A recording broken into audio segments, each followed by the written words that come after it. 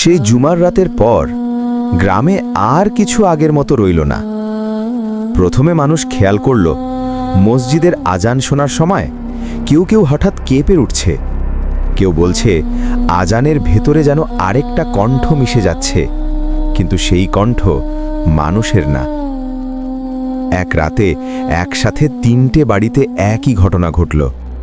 নামাজের সময় বাতি নিভে গেল, দরজা নিজে নিজে বন্ধ হয়ে গেল, আর ঘরের ভেতর ভেসে এলো একটা চাপা শব্দ। ডাকা হয়েছিল কিন্তু শোনা হয়নি।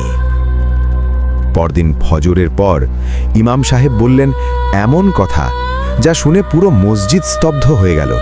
এই মসজিদ নতুন না, এই মিনার দাঁড়িয়ে আছে এমন এক সময় থেকে যখন মানুষের আগে এখানে আরেক সৃষ্টি ইবাদত করত। এই কথা বলার পর মসজিদের ভেতরে হঠাৎ ঠান্ডা বাতাস বইল। কেউ জানালা খোলেনি, কেউ দরজাও না। সেই রাতেই মিনারের পাশ দিয়ে হাঁটতে গিয়ে এক যুবক শুনল তার নিজের নাম ধরে কেউ ডাকছে।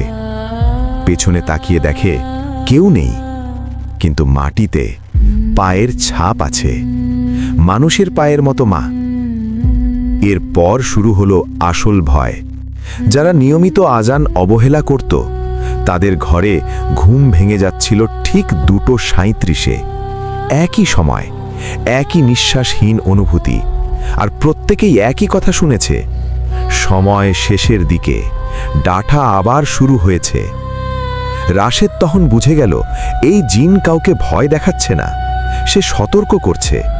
কিন্তু যারা সতর্কতা বুঝছে না তাদের জন্য পরের ধাপ আরও ভয়ঙ্কর।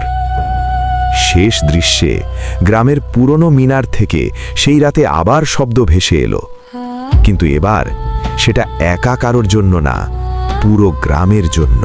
পরের পার্টের জন্য সাবস্ক্রাইব করে পাশে থাকুন।